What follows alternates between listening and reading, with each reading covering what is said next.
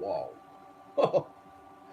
Wow. Well, I've just sat here. I've watched the live presentation here from GDC 2019 about the new Google Stadia, the new streaming service that Google will be releasing this year in 2019.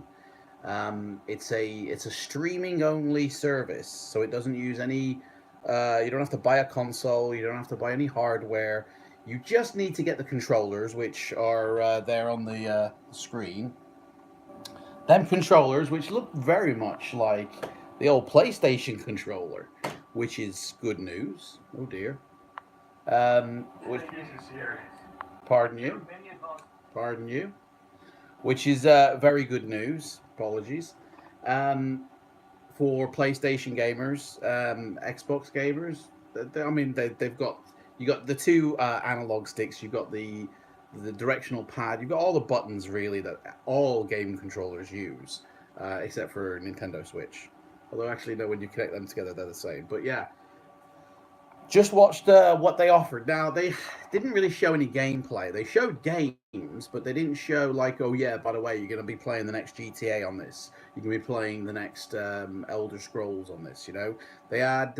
It was basically also a shout out to developers, like, hey, you want to release your game on this platform? Come on over, guys. We're accepting submissions. And if gamers want to get involved, go to the YouTube channel and watch the progress. So it doesn't actually sound like they have that many studios under their belts, but I bet you they do now. I bet you right now people are on the phone going, yeah, yeah, yeah, yeah. Streaming is like set for the future. I didn't think it was going to come this soon. I can't imagine this service will be anything major for the next few years. It's probably going to take about 2-3 years to really take off the ground. But what they offer is okay. So you don't need hardware, you don't need a console. You just play it through any device. So I'm assuming you can play it through your PlayStation, your Xbox, your phone, your Android, anything that supports Chromecast. So laptops, PCs, phones. Actually, I don't think the consoles of Sony and Microsoft support Chromecast, although Microsoft probably will.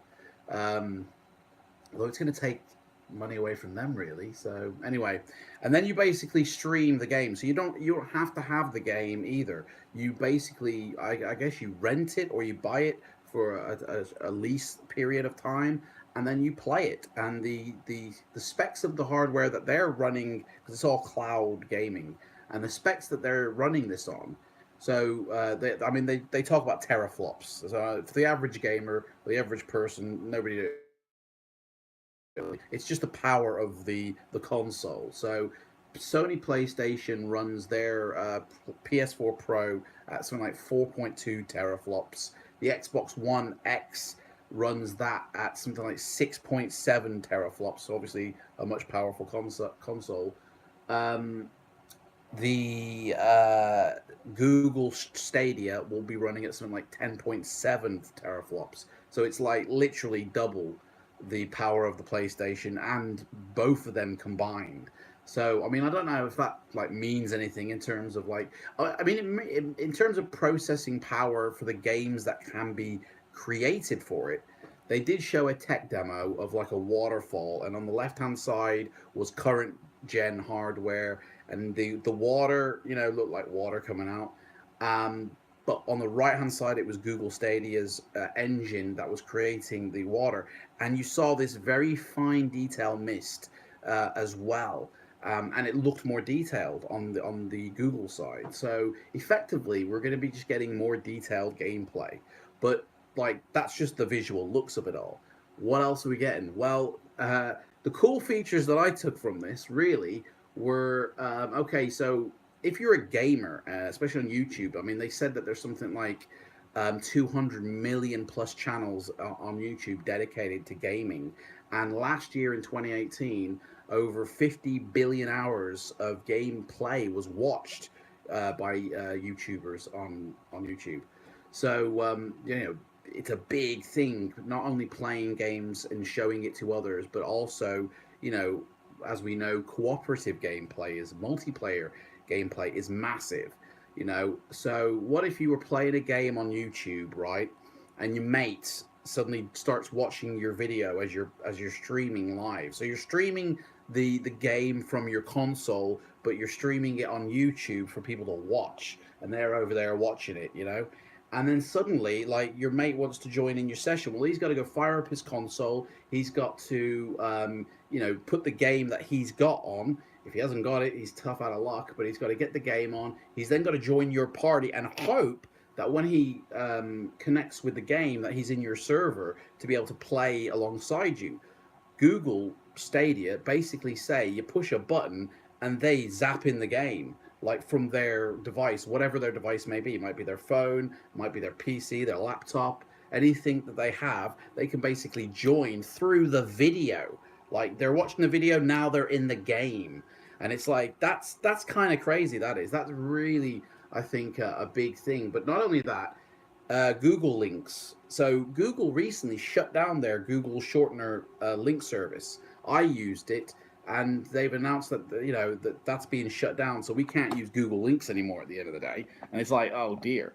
But I think I know why they've done this now, because you can basically use your link for your game, right? And contained in that link is your entire save state of that game. So all the settings, all the let's say if you're playing GTA, it's where you've gotten to up to in that game. It's your character, your money, what you've accumulated in that game, and you can share that link to somebody else. They'll pick that link up, enter it in, and they can literally play the game from the point you were at straight away. It's kind of like a game save, saving it to a memory card, giving it to a friend, putting it in their device, and away they go at the same point. But this one can literally be done live as you're playing the game. You can just go, oh, here you go, mate, here's where I am, and they go off and do that. And as well as that, you can create a theme, or you can create what do they call it, missions, basically. You can create objectives and goals, and then share that off, and they can then go ahead and relive. Let's say, like, if you're playing Resident Evil, right, and I've run out of health, I've run out of medikits, and this is the example they use. There's a zombie, I'm breathing down my neck, but I managed to get away from it. Well, you can basically snapshot that experience and send it to your friend, and then they can just relive that as like a little mini mission. And it's basically creating objectives and goals and missions that players are creating and sharing them off, basically extending the life of a game, really, because that zombie experience you particularly had somebody might not come across that, but now they can come across that because you've shared it to them. And it's like, whoa, that for me is a big thing. I think they mentioned a lot more connect play as well, which was connecting through any device. A lot of things they said, I don't know if they'll be able to deliver on, but at the end of the day, it's Google, right? Google basically, I mean, they own the internet, don't they? They are the #1 search provider. They are massive. And they recently sold YouTube, so they actually owned YouTube, but now they've sold it. So I do believe they can deliver on what they say. Whether or not they will deliver on what they say, though, is another thing. Streaming is coming in the future. Streaming games, it kind of already is happening now. And we're not talking like live streaming to YouTube or Twitch. We're talking about live streaming playing games. Like, I can do that now on the PS Now using my PlayStation console. They've only just started to enter into that sort of thing and making it bigger in the future. But Google Stadia seem to be really taking that focus and going, right, this is what we're delivering. You don't need a console now. You don't need to buy the latest hardware, and you're not stuck in this hardware cycle of upgrading every 5 years or so to the latest and greatest. That's what Google are doing their end. They're upgrading their stuff. You're just connecting to them and then streaming that game like the PS Now service. They've basically created their own PlayStation Now service, and everybody streams games. That's basically what they've done. But all the features that they've brought into it, you could literally be playing the game, right? This was another feature they announced. You could be playing the game, and then suddenly you could just go, "Oh, do you know what? I want to see this as a drawing." And then you click a button, and suddenly your screen is like a drawing, and you're playing the game as like a drawing. You're basically changing the graphical overlay of the game on the fly. So, if you wanted to see everything in Minecraft world, you could basically you click a button and then suddenly the screen changes and now you're viewing your game as if it was like a Minecraft game. They showed one with Pac-Man which looked pretty freaky. But that's pretty cool. I mean, that's kind of a gimmick really. I mean, who's going to want to play the game in as everything looks like Pac-Man? It's like it'd be a bit jarring to play a sort of game. And I mean, at the end of the day, these are games. Games are games. We're talking about any game that they're talking about. They've got Bethesda Studios on board, they've got another studio on board as well. But if they get like the big studios on board, and we get games like even like the latest Grand Theft Auto, and then suddenly you can start changing the overlay. I mean, you can imagine the crazy crap that's going to come out of YouTube. Gamers that are streaming, and honestly, it's gonna be like the purge for gaming. It's just gonna be going crazy. You're gonna be watching a YouTube video, and people are popping in and out, sharing games, and it's gonna be mental. I'm quite interested to see. They didn't say when it releases, but they said it releases this year. And right now we're in March, so there's only like 7 months of the year left to go. So it's like, okay, we've seen the trailer for it. That's on YouTube. Go check it out. But like price, the controllers aren't even for sale yet. I mean, at the end of the day, them controllers really do look like the PlayStation controllers. But I don't know what that says about what they think a gamer needs. But yeah, I can see the Google Assist button on it as well. That was another cool feature they announced, Google Assist. So you're playing the game, right? And this happened to my girlfriend, and she had to get her daughter to help her because her daughter has played that level as well. But my girlfriend was stuck on a level in a game, and she couldn't get past it, and it was frustrating her. And I watched her do it as well. It was frustrating. And like days later after this, she's like, her daughter was like, "Oh, well, actually, have you tried this? Have you tried that?" And she was like, "Oh, okay, thanks," and tried it and beat the game that way. And it was like, "Oh, brilliant!" Now my girlfriend had to wait for her daughter to, forthcome that information, or I suppose my girlfriend could have looked up the answer on YouTube or something like that. But what you can do in the game on the Google Stadia thing is there is a button on the controller, so it's literally at the press of a button, right? At the press of a button, you could basically you say to Google Assistant, I'm stuck on this level, help me out, right?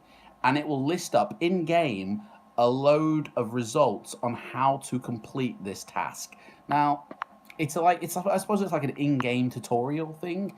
It's like I don't know. It's like it's making gaming too easy now, isn't it? It's like isn't gaming you like the challenge of finding out for yourself or doing it yourself, and problem solving it.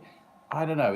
I think this is going to be a bit like lazy gaming, but I thought that was pretty cool feature to have, which was basically you push a button, and then if you're stuck and you can't get past this boss, you can't get past this level, you basically Google Assistant it in game. You find out the answer there and then, instead of having to go, right, hang on, I'll pause the game. Let's go check on YouTube.